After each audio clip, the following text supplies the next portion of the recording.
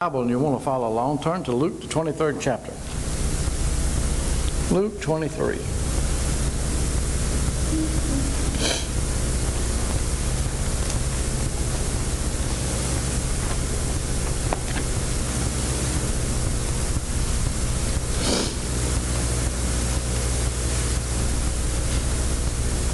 For the weeks that we have left until April the 8th, we want to begin here in Luke 23 and deal with the 7 words, as some people refer to them, or the 7 sayings of Christ that he uttered from the cross.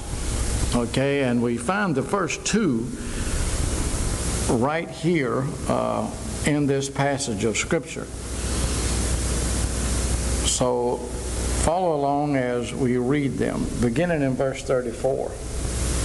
Then said Jesus, well, let me go back up to verse 33 because that's not going to make a relevance unless I read that. And when they were come to the place which is called Calvary, there they crucified him and the malefactors, that's thieves, robbers, the malefactors, one on the right hand and the other on the left. And Jesus said, Father, forgive them, for they know not what they do. And they parted his raiment and cast lots. And the people stood beholding. And the rulers also with them derided him, saying, He saved others, let him save himself, if he be Christ, the chosen of God. And the soldiers also mocked him, coming to him and offering him vinegar, and saying, If thou be the King of Jews, save thyself. And a superscription also was written over him in letters of Greek and Latin and Hebrew, saying, This is the King of the Jews. One of the thieves, one of the robbers, one of the murderers, one of the malefactors, as it says in the King James, which were hanged, railed on him, saying, If thou be the Christ, save thyself and us. But the other malefactor, robber, thief, murderer, on the other side, answering, rebuked the first robber, saying, Dost not thou fear God, seeing thou art in the same condemnation? And we indeed justly, for we receive the due reward of our deeds, but this man hath done nothing amiss. And he said unto Jesus, Lord, remember me when thou comest into thy kingdom. And Jesus said unto him, Verily I say unto thee, today shalt thou be with me in paradise.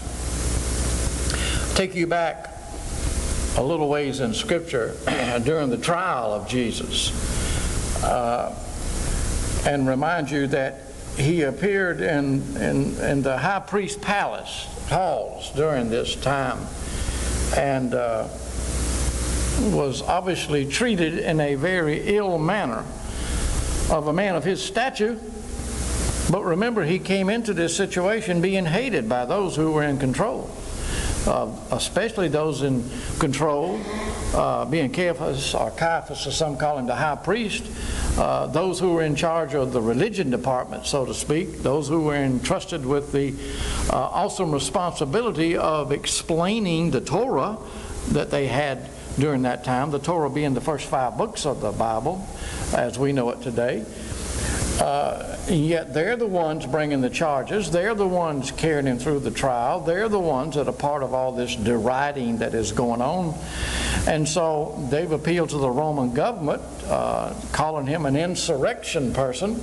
And so he's on trial, and he's in the high priest's palace. He also appeared before Herod, if you remember. Herod treated him basically the same way, but Herod wanted to push that responsibility of what was going to be determined to do with him. He didn't want it, so he pushed it to Pilate. Well, Pilate gets it, and Pilate puts him on a little bit of a trial, so to speak. And obviously the religious folks, the high priest and others, rail against Christ and tell why they want him crucified and why he should be standing in judgment. And Pilate tries to find a way to get him out of what he's in. First thing Pilate did was he said, okay, I'll offer you another thief. Now, we're going to crucify two thieves we know today. Two of them are going to experience crucifixion. But I'll offer you another thief to take the place of this one. Well, why did he do that? You'll find out in a second. So they bring out Barabbas. Now, Barabbas was known by everybody, the good and the bad people, the religious people and those who were not so religious. This guy had a reputation. He's a bad dude. You would think, when you're looking at the two of them, the crowd overwhelmingly would say, okay, if we got to pick one of those to be crucified with those other two robber, thieves, murderers there, we'll take Barabbas, put all three of them up there. But the Scripture says they didn't do that. They said, no, give us Barabbas, crucify Jesus, because they had a custom that one during this time would be let loose for his crimes. Now let me ask you a question. If you're standing there and you understand that Barabbas now is going to get this freedom because they choose Barabbas, what do you think Barabbas is going to do the next week? The next week after that week? It's not too hard to figure out. He's going to steal. He's going to do what he does because that's who he is. That's his life. That's his personality. That's his heart. So they're choosing someone to come out and live among them again who will turn right around, and if have to, he'll kill them to get what they got because he wants it. Yet they choose him and say, crucify Christ.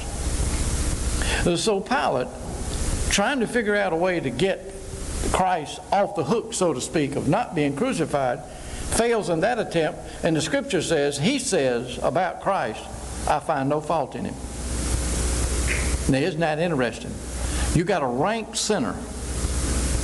You got a heathen. You got a guy that worships all kind of gods, as the Roman person that he's serving under does. And he says, I find no fault in this guy. The crowd that you would expect to say that is the crowd saying, crucify him. So he makes that point. I find no fault in this guy. But he realizes he's in a position where he's got to do what he's got to do, so to speak. So he goes over to a basin and he washes his hands to try to wash himself of the innocent blood that's about to be shed, as if that's going to let him off the hook. So Christ is going through this. The Scripture says that as he was going through all this, that he was cursed at, he was mocked, he was jeered at, he was lied about, he was spat on.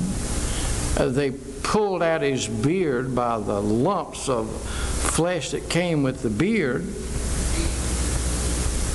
He did not utter one word during the whole process. Scripture says he opened not his mouth. Not one time. He didn't rail against his enemies that were in front of him, saying all these terrible things and lying about him. He didn't rail against the religious crowd that were breaking their own rules about the whole trial procedure to start with. They were violating their own rules about carrying Christ through this trial and then to crucify him. But he didn't say, he never said, I would like to remind Pilate, and I'd like to remind Caiaphas, and I'd like to remind my Pharisaical brothers here that you're violating your own interpretation of the law. He never one time said anything according to Scripture. He was even at the end ordered to carry his own cross. Interesting concept, don't have time to deal with it, because he taught what to us? To take up our cross and follow him. So the very thing he told us we should do, he's now going to do. He's going to carry his cross. For that's what they put on him. You know the story there. He couldn't make it all the way.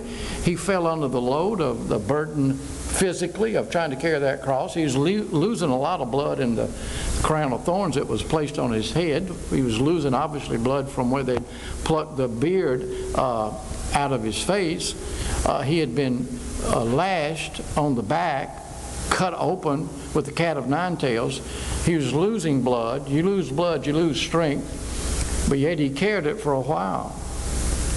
So here he is, he's going through all of this. They finally get him to Golgotha, Calvary. They lay him down on top of a cross that they've already gotten made, and they nail him to it. Do you not find that interesting that we got two thieves on each side of Christ that are guilty as sin, as they say, of the crimes they were accused of and deserve the punishment they were about to receive? They didn't nail them, they tied them, but they nailed Christ.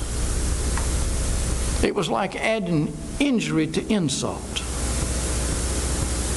treating him as if he were the worst of the three to be nailed.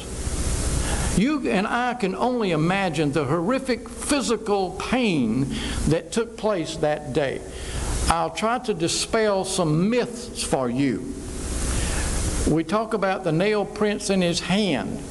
Do you understand that if Christ was of average height and average weight, to put a nail as large as the nails they were using in a hand, when he lost his ability to hold himself up, would have ripped out of his hand.